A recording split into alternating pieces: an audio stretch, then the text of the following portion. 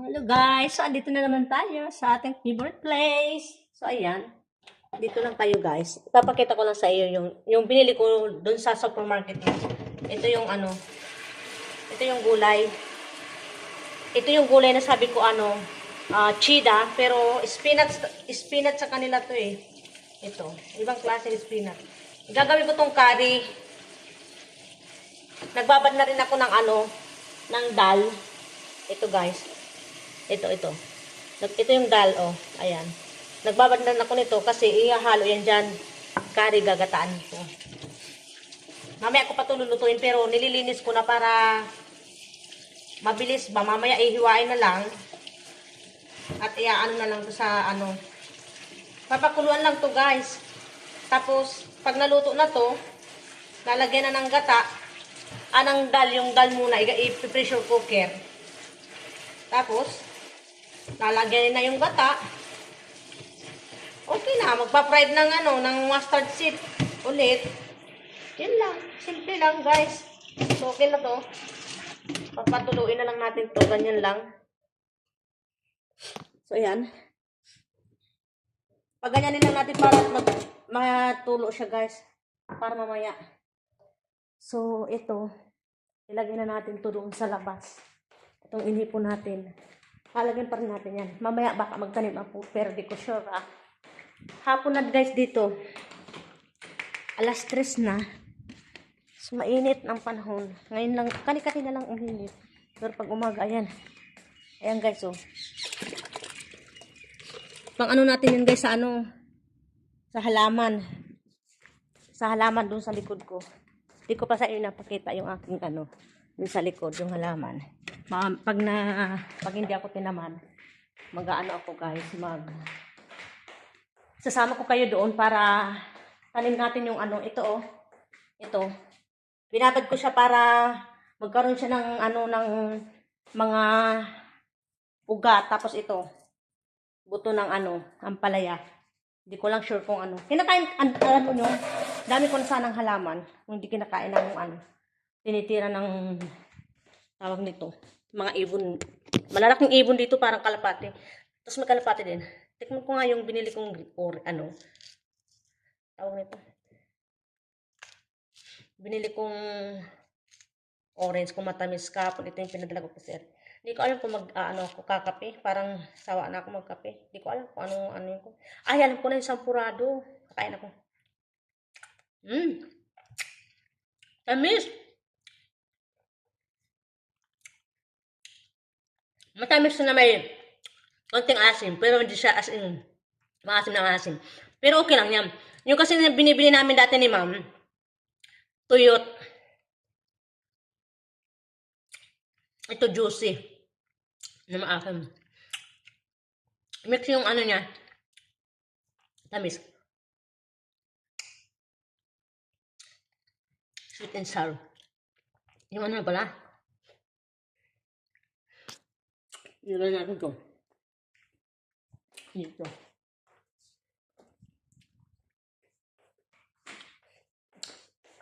Hindi talaga ako guys mahilig sa Ayan. Maganda tayo, kain tayo ng sampurado. Hindi talaga ako guys mahilig tawag nito. Hindi ako mahilig kain ng mga orange. Dalandan, bihira din ako kumain kahit sobrang tamis. Kumakain ako pero hindi talaga hilig. Pero alam mo yung favorite ko na. Ayan na guys, yung sampurado natin. Tirahan ko si sir. In case na magsabi, mayroon ka pa nung ganon. O, di bigyan natin yan. Ito, tirahin na natin to lahat. Huwag na natin itong pagbukasin. Pag ito kumain ako nito, mamaya, wala talagang kain-kain. Kagabi, di ako magkakape ngayon. Kagabi guys, kumain ako ng biskuit Oreo. Saka yung mga chichirya, kinain ko. Para maubos na. Kukunti na lang yun.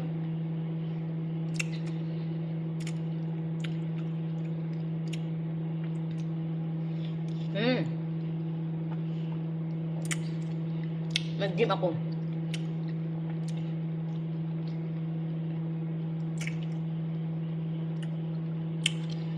Naglinis na ako sa CR nila, sir. Wala namang akong plantsahin. Magtutupi ako mamaya patas kong, patas kong itong kumain para nakatayo lang.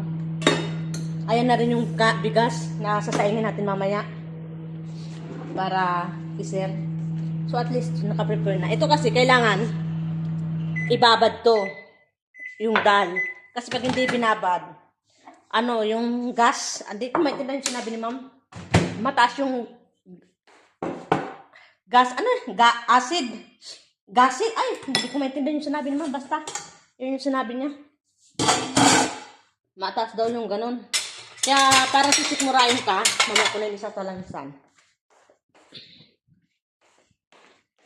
So, mamaya guys, balikan ko kayo.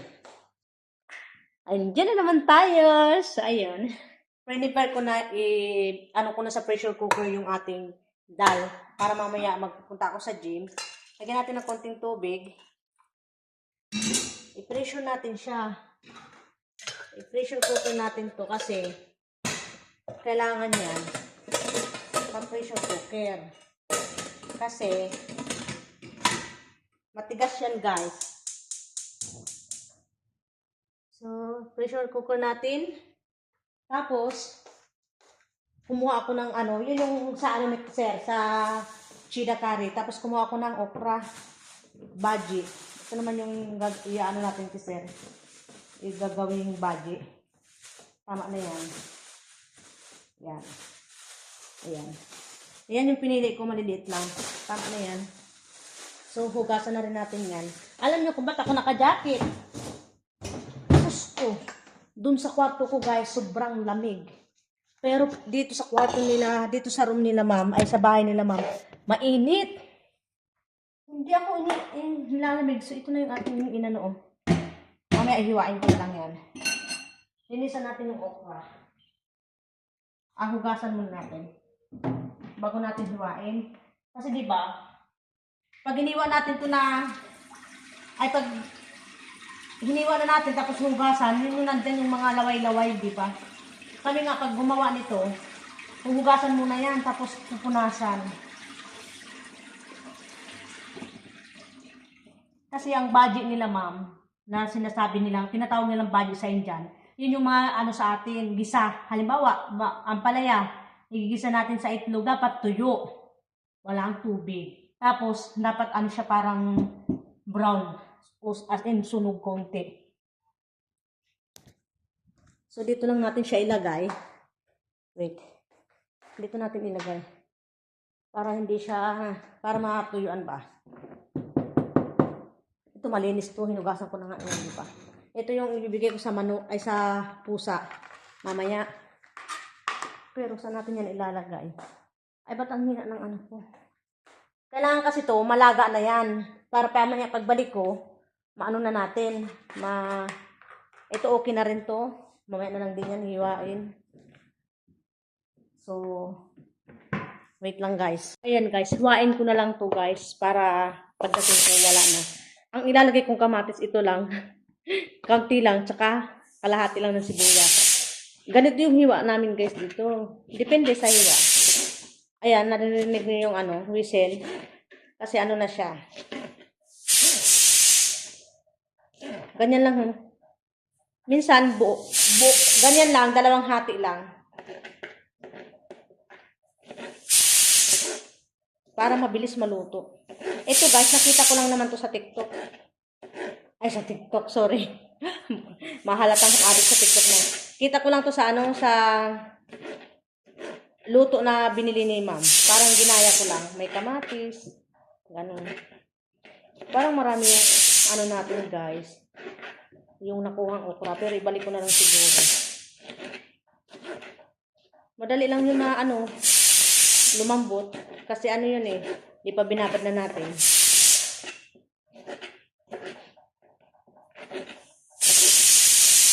Para pagbalik ko, hindi masyadong madaming trabaho. Sakto bukas di ako magluluto. Kasi Friday, hindi si sir kumakain. Di ko nga sure kung magluluto. Di naman si sir nagsabi sa akin kung hindi ako magluluto. Minsan kasi, pag Wibis, di nagpapaluto sa pagkain. Madami na nga to guys. Isa lang kakain. Ayan oh. Ay, pero pag naano siguro yan, pag sa mamaya na lang guys, balikan ko kayo guys. So, hinihiwa ko na rin guys yung ating ano, yung cheetah, ayan. Ito.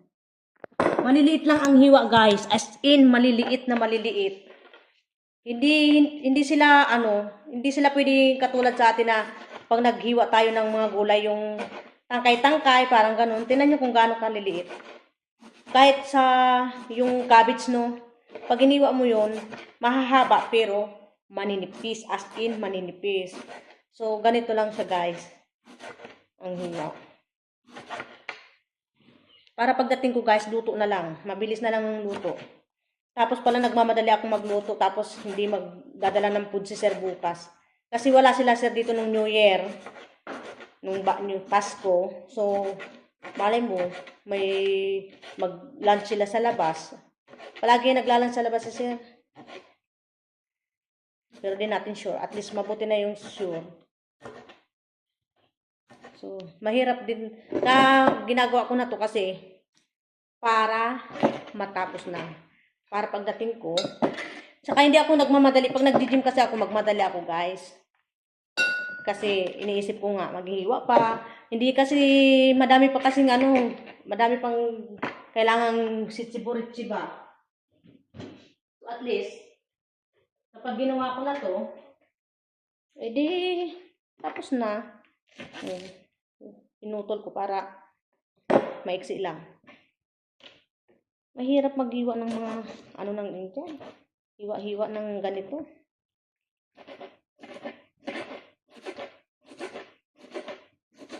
Saka pag ng pagkain kasama ang tangkay, hindi nila yan tatapon. Hindi katulad sa atin na tangkay ay lang talaga dahon. Sasama man natin yung tangkay pero lang yung malambot. Sabagay ito rin. Pag kami din yung tangkay sinasama pero malambot lang. Hindi matigas. Halos ang pagkain natin halos sa Indian similarity. Lalo sa ating mga Bicol kasi maraming sahog na sili, gata, talagang gata. Pinakaano nila. Ang pinakaiba lang yung seasoning madaming seasoning. Ito kala nyo marami din, pero pag naluto konti lang din. Pero pag nilagyan natin ng dal, madami na. Tapos na yung dal. So mamaya guys, balikan ko kayo. So ayan mga bebe ko.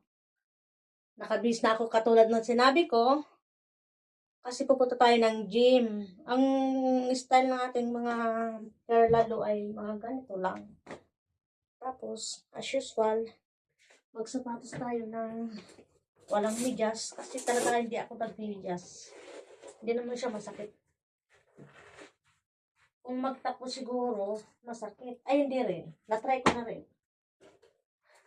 Nag-message lang ako kay ma'am. Kasi kahapon si ma'am tumawag. Sa bagay maaga pa 4:55 pa lang dito. Kasi alam niyo man pag ako umalis minsan 5:30. Eh ayoko kung umalis ng ganun. Kasi walang tao dito pag madilim na. So makabalik ako ng 5 mahigit 5. So at least maaga. Then magluluto pa kasi ako.